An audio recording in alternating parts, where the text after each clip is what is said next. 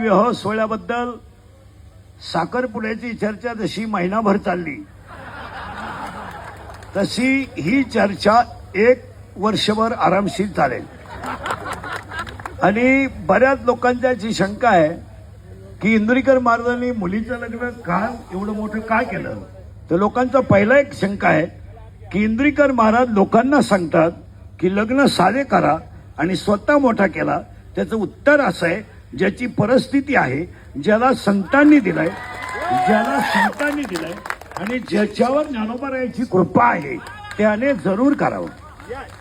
पहिली शंका आहे।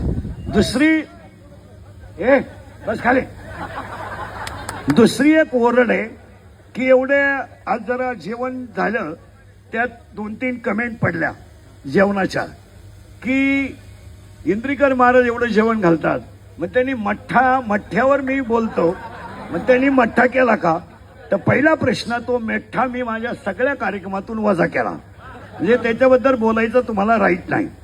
दुसरी गोष्ट, बऱ्याच लोकांनी गुलाबजामुनची चर्चा केली, तो लांब असावा।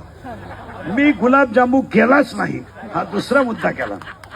तिसरा मुद्दा असा होता लोकांचा की बऱ्याच आज दिवसभर ओरड होत्या की तिसरी गोष्ट अशी होती, महाराष्ट्रीयन जेवण असावं।